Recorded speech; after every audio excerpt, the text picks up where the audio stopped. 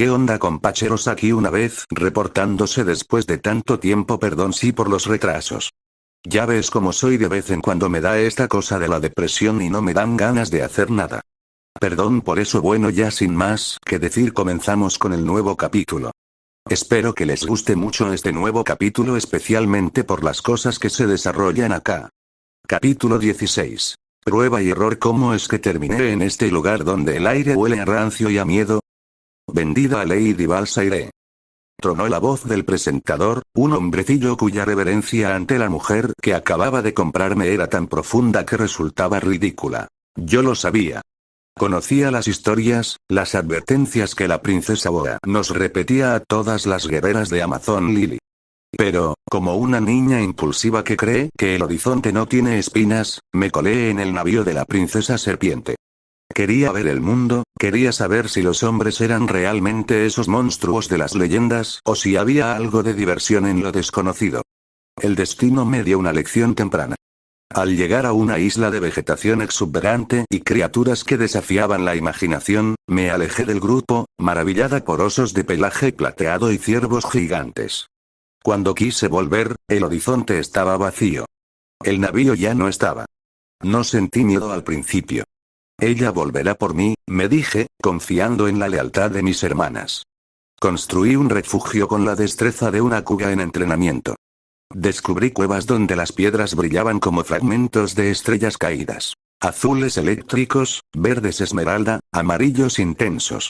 Guardé las mejores en mi morral, soñando con el momento en que se las entregaría a mi princesa como ofrenda por mi desobediencia. Pero cuando un barco apareció días después, no traía las velas rojas de las piratas Kuja. Eran hombres. En ese momento, la lección comenzó a grabarse con sangre. Cuando les mostré las piedras, esperando hospitalidad, sus ojos no brillaron con admiración como los de mis hermanas. Brillaron con una codicia enferma, una sed que nunca antes había visto. Entonces vino el primer golpe, un impacto seco que me nubló la vista. Luego el segundo. El tercero. ¿Dónde están las demás?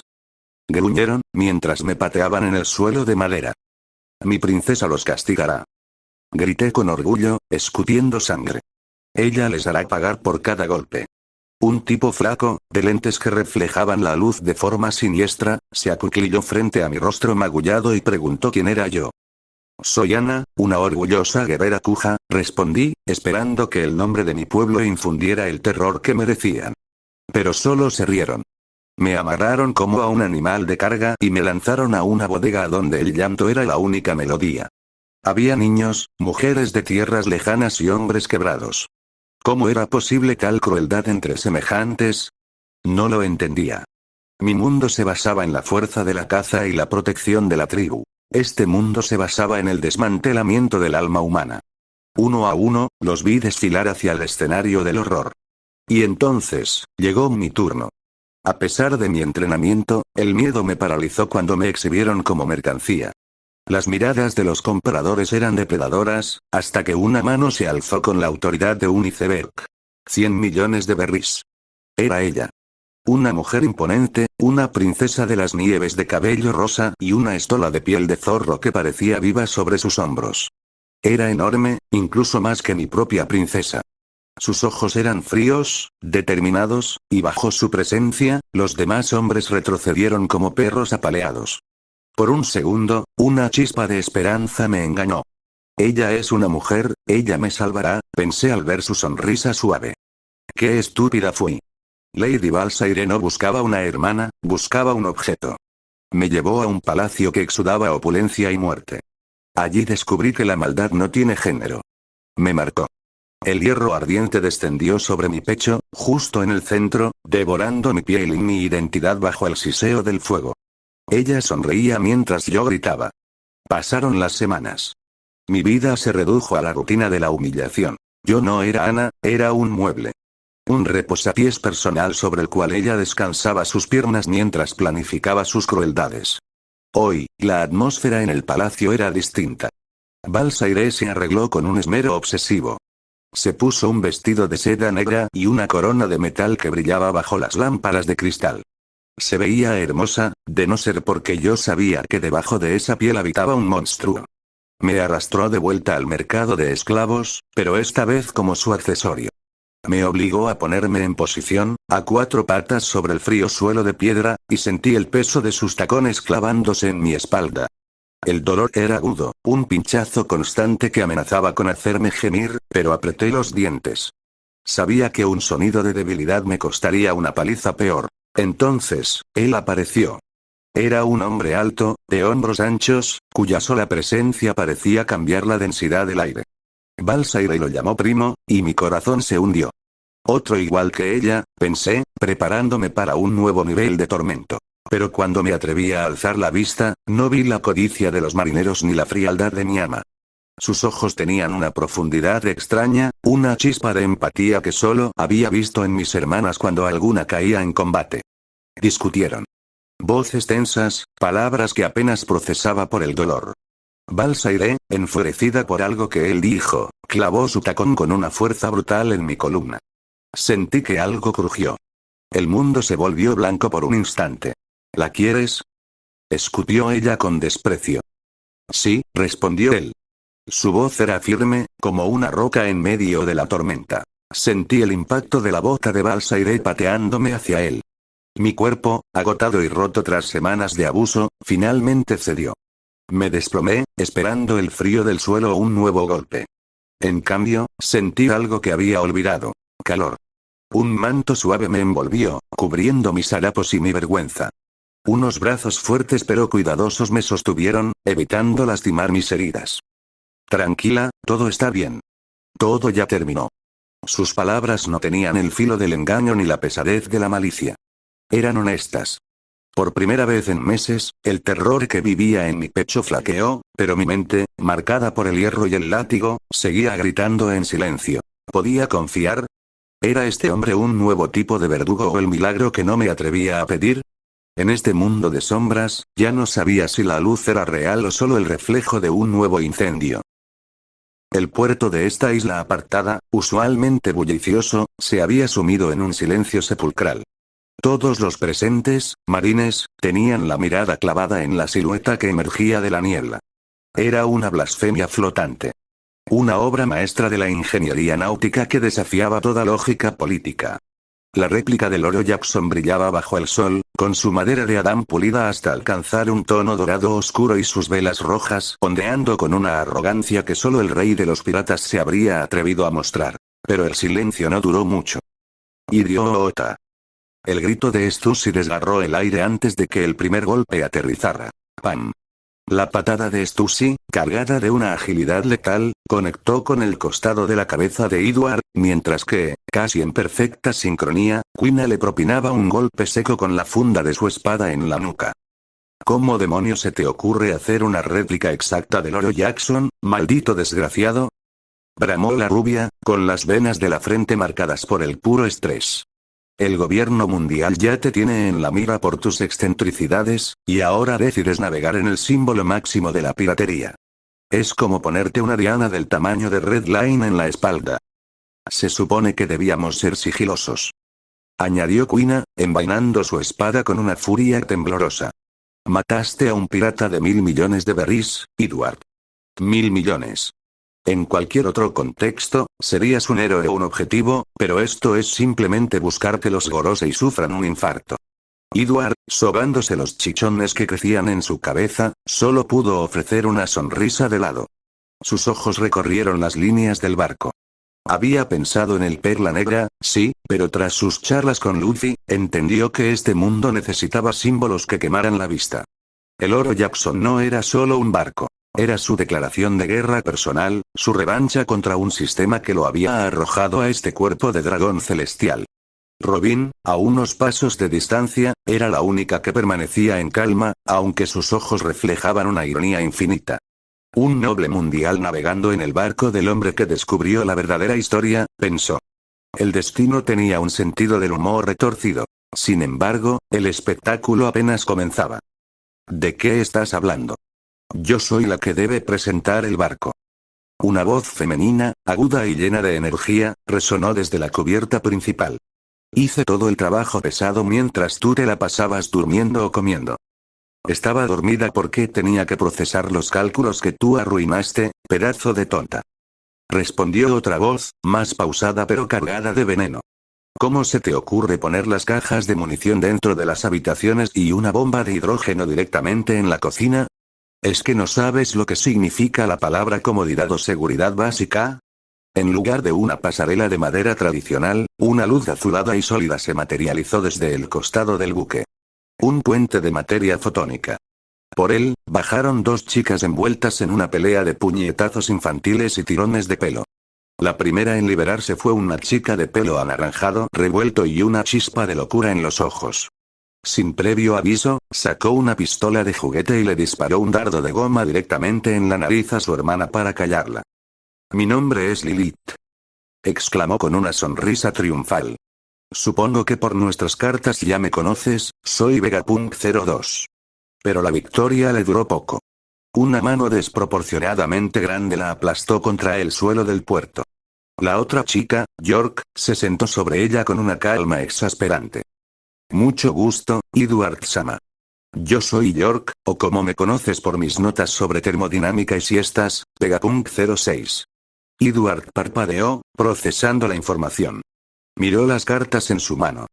Todas firmadas por Vegapunk.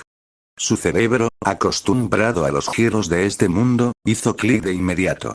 El Dr. Vegapunk original era un hombre mayor. Estas chicas eran demasiado jóvenes. Eran sus hijas, sus satélites, y habían estado interceptando su correspondencia durante 4 años. Saben que mentirle a un noble mundial es un crimen que se paga con la ejecución inmediata, ¿verdad? Intervino Stussy, su voz ahora era un susurro frío que heló la sangre de las recién llegadas. Ella le arrebató una carta a Edward, señalando la fecha antigua. Han estado engañando a un dragón celestial por años. El silencio que siguió fue denso. Lilith y York dejaron de pelear y, en un movimiento sincronizado de puro instinto de supervivencia, se lanzaron al suelo, pegando sus frentes contra la tierra. Lo sentimos. Gritaron al unísono. No queríamos engañarlo, de verdad. Somos Vegapunk, pero no el principal. Por favor, no nos maten. York, siendo la más astuta para la autopreservación, levantó la vista con los ojos llorosos. Lilith y yo nos ofrecemos como sus nuevas esposas como castigo. Soltó York, mientras usaba su mano para hundir la cabeza de Lilith de nuevo en la tierra cuando ésta intentó protestar. Ofrecemos nuestras mentes, nuestras manos y todos los secretos del laboratorio de Geada a su causa, solo no nos entreguen a la marina. Edward abrió la boca para decir que no era necesario llegar a tales extremos, que él solo quería un buen barco, pero Stussy se le adelantó. Ella sabía que tener a 2 Vegapunk bajo su control total era una ventaja estratégica que no podía dejar pasar. El noble mundial acepta, declaró Stussy con una sonrisa de suficiencia, sellando el destino de Edward. El compromiso de matrimonio queda firmado aquí mismo ante los testigos de la marina. Edward miró a los marines, quienes ya estaban tomando notas oficiales. Sabía que, si protestaba, las chicas serían arrestadas y probablemente ejecutadas para limpiar su honor. Suspiró, sintiendo como su harén crecía más rápido que su capacidad para entender qué estaba pasando. Está bien, cedió Edward, rindiéndose ante lo inevitable. ¿Podrían, por favor, mostrarme el barco antes de que alguien más decida casarse conmigo hoy? York se levantó con una sonrisa radiante, mientras Lilith se sacudía las piedras de la boca, mirando a Edward con una mezcla de resentimiento y curiosidad científica. El viaje en el nuevo Oro Jackson estaba a punto de comenzar, y el mundo no estaba ni de cerca preparado para lo que este barco y su tripulación de genios y guerreras iban a desatar. El traslado de suministros fue una operación de precisión militar. Los marines, con una mezcla de envidia y alivio, movían los pesados baúles desde el buque de la marina hacia la cubierta de madera de Adam.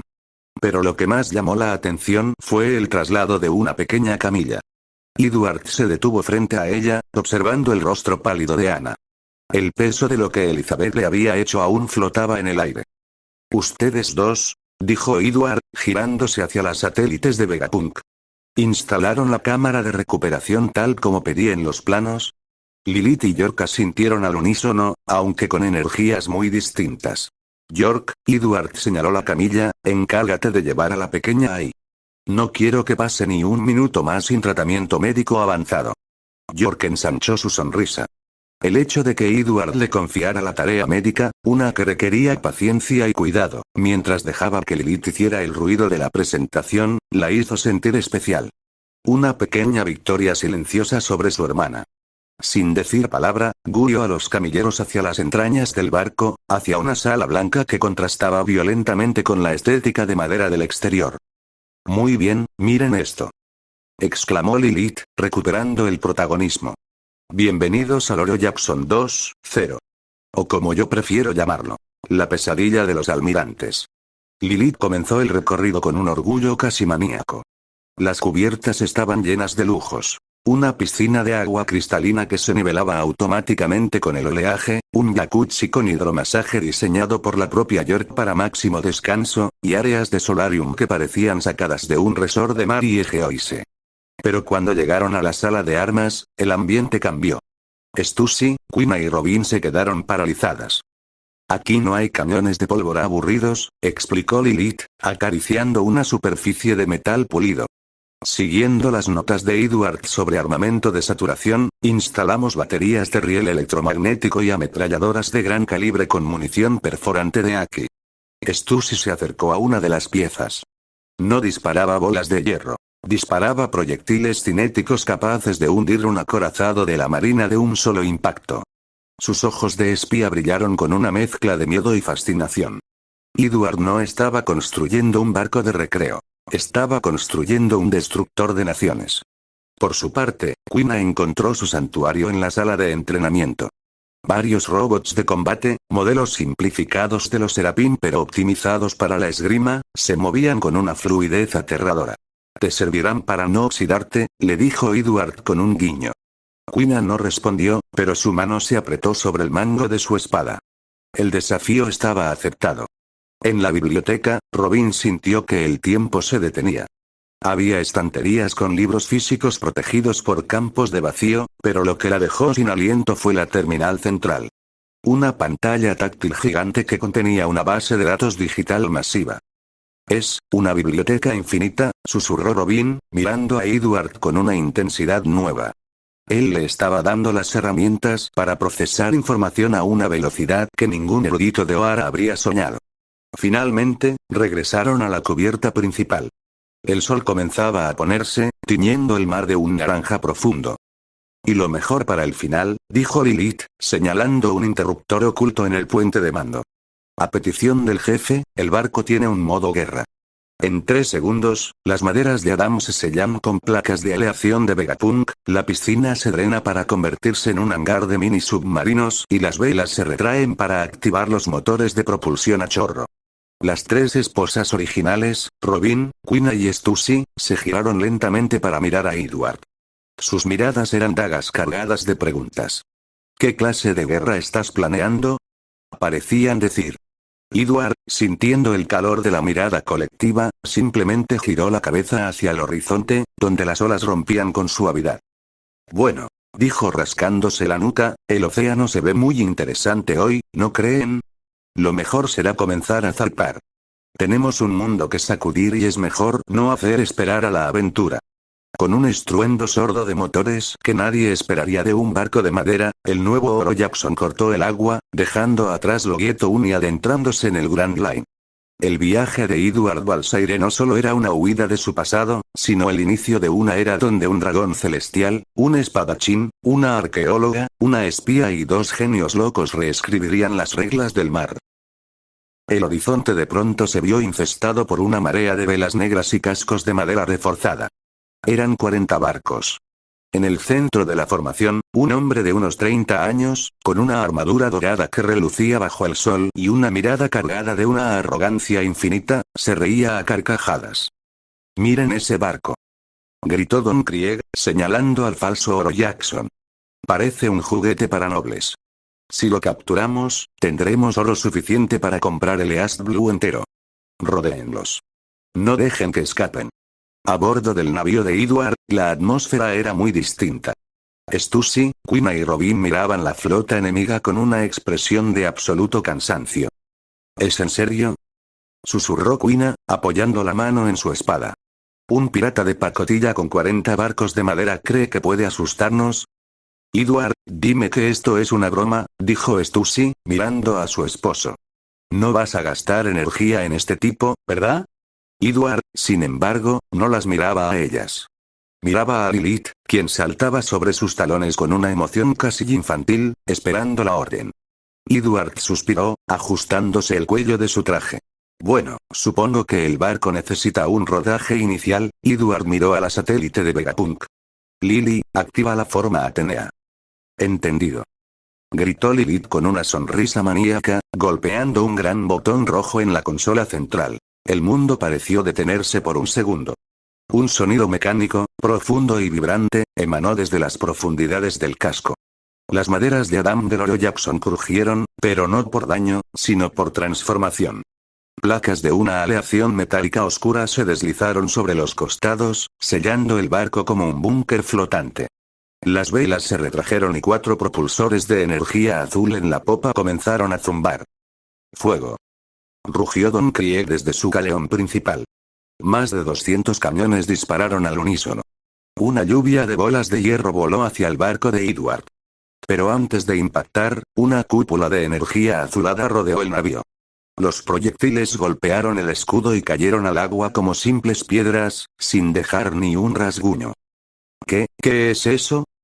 Tartamudeó Krieg, perdiendo su sonrisa. Mi turno, susurró Lilith. De los costados del barco emergieron torretas automatizadas que giraron con una precisión matemática. No hubo humo de pólvora, solo el silbido de proyectiles cinéticos rompiendo la barrera del sonido. En un solo movimiento, una ráfaga de fuego coordinado barrió el mar.